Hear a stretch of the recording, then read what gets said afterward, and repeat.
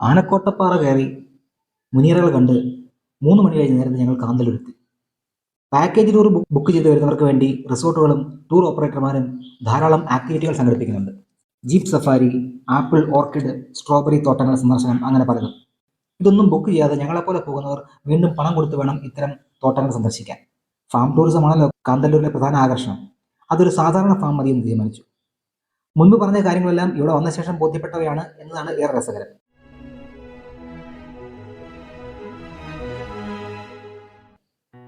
ഇതെല്ലാം മനസ്സിലാക്കി ചെന്ന് പെട്ടത് ഈ ചേച്ചിയുടെ മുമ്പിലാണ്. അവർക്ക് പച്ചക്കറി തോട്ടമുണ്ട്, വന്നാൽ കാണിച്ചു തരാം, ന്യായവിലയിൽ ഫ്രഷ് പച്ചക്കറി വാങ്ങാം എന്ന് പറഞ്ഞ് ഞങ്ങളെ ക്ഷണിച്ചു. അടുത്തു തന്നെയാണ് ഇവരുടെ വീട്. അവരുടെ പിന്നാലെ ഞങ്ങളും പോയി. ഇറങ്ങി ചെല്ലുന്നത് കൃഷിയിടത്തിലേക്കാണ്. തട്ടുകളായി തിരിച്ച ഭൂമി, ഓരോ തട്ടിലും പലവിധ വിളകൾ. വഴിയുടെ വശങ്ങളിൽ കാണുന്നതും കൃഷി തന്നെയാണ്. ബീൻസ് ആണ് ഇവിടെ ഈ കായ്ച്ചു നിൽക്കുന്നത്.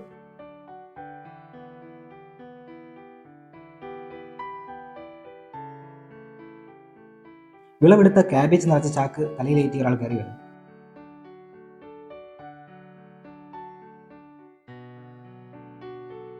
ക്യാബേജ് ഭാഗമായി നിൽക്കുന്ന കൃഷിയിടം താഴെ കാണാം.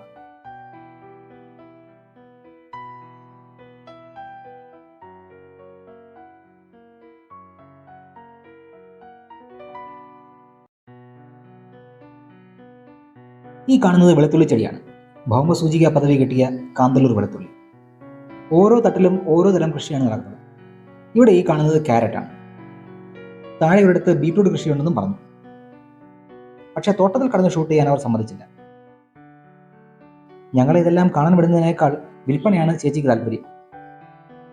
ഞങ്ങളെ അവിടെ നിർത്തിയിട്ട് അവർ ക്യാരറ്റ് പറിക്കാനായിട്ട് പോയി, കൂടെ ഞാൻ.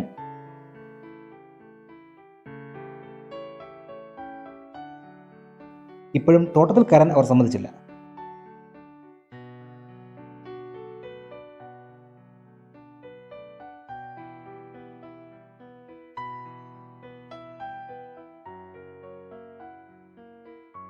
പറിച്ചു കൊണ്ടുവന്ന ക്യാരറ്റ് കഴുകി ഓരോന്ന് ഞങ്ങൾക്ക് തിന്നാൻ തന്നു. ഫ്രഷ് ക്യാരറ്റിന് ഒരു തനത് രുചിയാണ്. നാവിനെ ചെറുതായി പൊള്ളിക്കുന്ന ഒരു കറയുടെ ചുവയും ഗന്ധവുമുണ്ട്. കഴുകിയെന്ന് മാത്രമേ ഉള്ളൂ. പറിച്ച പാടെ അതിൻ്റെ ഇലയും ചേർത്താണ് തന്നുവിടുന്നത്. പിറ്റേന്ന് വീട്ടിൽ വന്ന് ഇതിൻ്റെ ഇല തോരൻ വെച്ച് കഴിച്ചതിൻ്റെ രുചി ഇപ്പോഴും നാവിലുണ്ട്. 2-3 ക്യാബേജും പറിച്ചുകൊണ്ട് വന്നു. അതെല്ലാം വാങ്ങി കുറേ നേരം കൂടി ഫാമിൽ ചുറ്റി നടന്ന ശേഷം ഞങ്ങൾ വണ്ടിയിലേക്ക് നടന്നു.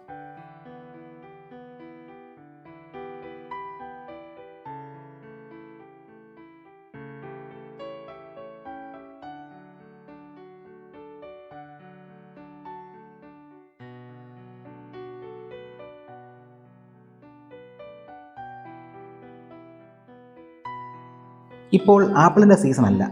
സ്ട്രോബെറി വേണമെങ്കിൽ കാണാം, പക്ഷേ അതിന് ഫീസ് കൊടുക്കണം. വട്ടവടയിൽ വെച്ച് സ്ട്രോബെറി ഒരിക്കൽ കണ്ടിട്ടുമുണ്ട്. എന്നാൽ ഇനി തിരിച്ചുപോയി മറയൂരെ ചന്ദനക്കാടുകൾ കാണാം. ഭാഗ്യമുണ്ടെങ്കിൽ കാട്ടി എന്ന ജീവിയടക്കം പല മൃഗങ്ങളെയും കാണാം. മലയിറങ്ങി ഞങ്ങൾ മറയൂരേക്ക് മടങ്ങി. ഇനി അങ്ങോട്ട് ചന്ദനമരങ്ങളാണ്.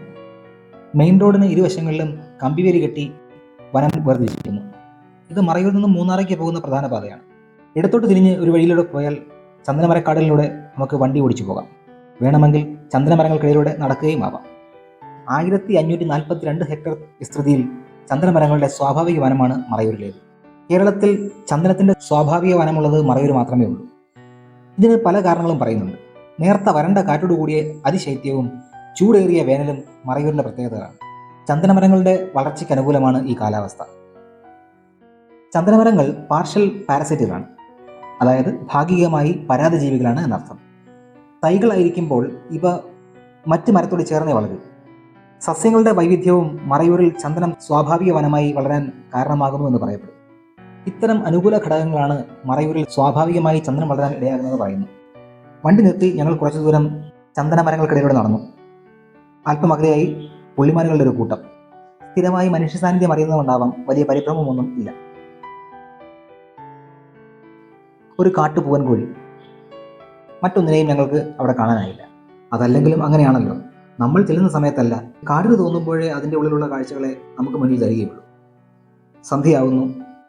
തിരിച്ച് ഞങ്ങൾ റൂമിലേക്ക് മടങ്ങി. രാവിലെ ഞങ്ങൾ മൂന്നാറിലേക്ക് തിരിച്ചു. എക്കോ പോയിന്റ് വരെ പോയി തിരിച്ച് വീട്ടിലേക്ക് പോകാം. ഇന്ന് 3-ാം ദിവസമാണ്, തിങ്കളാഴ്ച. നാളെ മുതലെങ്കിലും ജോലിക്ക് പോയി തുടങ്ങണമല്ലോ. ഇന്നലെ മഞ്ഞ് മൂടിക്കിടന്ന വഴികളാണ് ഈ കാണുന്നത്.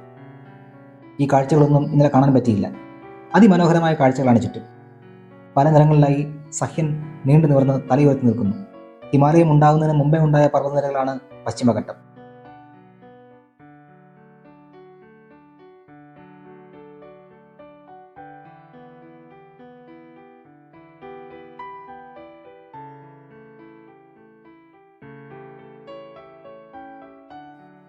ഒരു വളവ് തിരിഞ്ഞ് ഞങ്ങൾ ചെന്നത് അതിസുന്ദരമായ ഒരു കാഴ്ചയിലേക്കാണ്.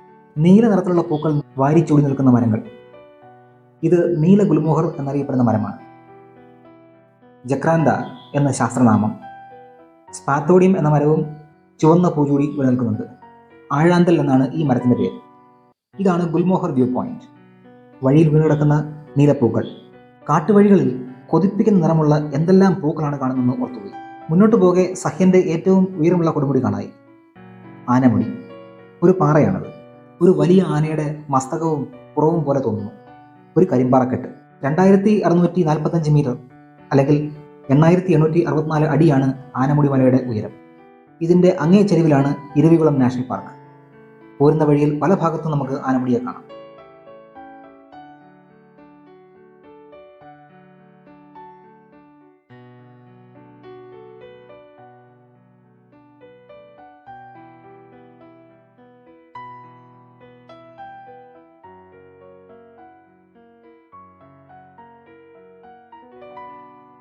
മൂന്നാർ കടന്ന് മാട്ടുപ്പെട്ടിയിലാണ് ഞങ്ങളെത്തിയത്. കേരളത്തിലെ ആദ്യ ജലവൈദ്യുത പദ്ധതി പള്ളിവാസലിൻ്റെ ഭാഗമാണ് മാട്ടുപ്പെട്ടി ഡാം. 83.35 മീറ്റർ ഉയരവും 237.74 മീറ്റർ നീളവുമുള്ള ഈ ഡാം മുതിരപ്പുഴയാറിന് കുറുകെയാണ് നിർമ്മിച്ചിട്ടുള്ളത്. 1953 കമ്മീഷൻ ചെയ്തത്. നിരവധി ഹൈഡൽ ആക്ടിവിറ്റികൾ ഈ ഡാമിൽ ഏർപ്പെടുത്തിയിട്ടുണ്ട്. കുറേയേറെ നേരം അവിടെ ഇരുന്ന് ഞങ്ങൾ നേരെ എക്കോ പോയിന്റിലേക്ക് പോയി. 2013 ഇവിടെ വരുമ്പോൾ ടിക്കറ്റ് കൗണ്ടർ ഉണ്ടായിരുന്നില്ല.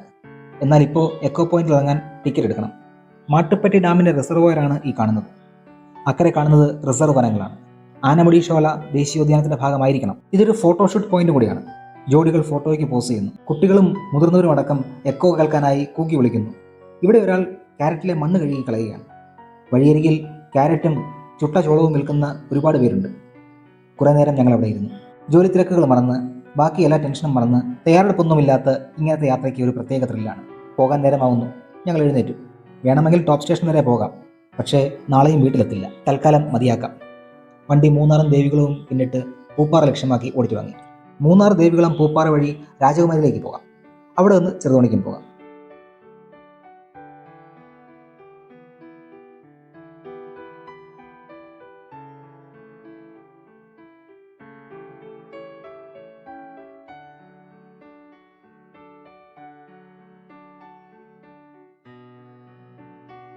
മനോഹരമായ കാഴ്ചയൊരുക്കുന്ന ഗ്യാപ്പ് റോഡാണ് ഇത്. ഗ്യാപ്പ് റോഡിൻ്റെ ഭംഗി ആസ്വദിച്ച് കഴിഞ്ഞ 2 ദിവസങ്ങളായി കണ്ട കാഴ്ചകളെ ഇറക്കി ഞങ്ങൾ ഇരുന്നു.